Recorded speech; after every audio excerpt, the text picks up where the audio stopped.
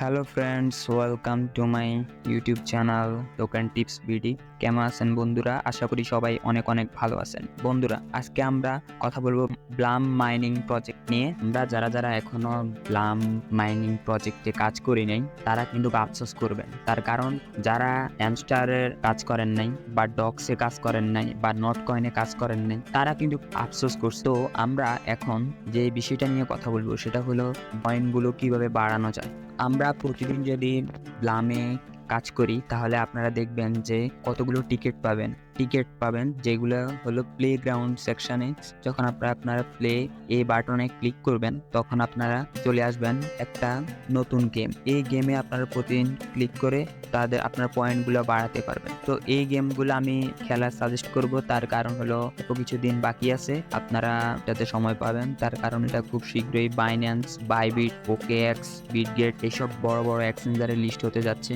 আপনারা কিন্তু কোনোভাবে মিস করবেন না। আমি বারবার বলছি, আপনারা যদি আফসোস করতে না চান তাহলে কিন্তু অবশ্যই এই ব্লাম প্রজেক্টে কাজ করবেন। আর তার জন্য যারা এখনো কাজ করেন নাই তারা অবশ্যই ডেসক্রিপশন বক্সের টেলিগ্রাম চ্যানেলের লিঙ্ক থেকে অবশ্যই ব্লাম প্রজেক্টে যুক্ত হয়ে থাকবেন।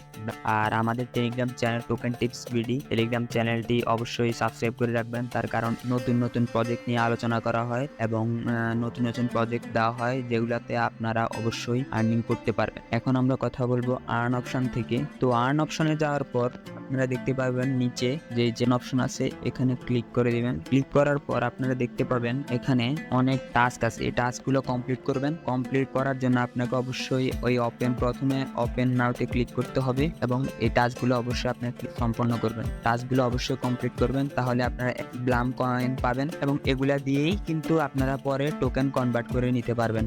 তো তৃতীয়ত আমরা যেটা নিয়ে কথা বলবো সেটা হলো ওয়ালেট সেকশন।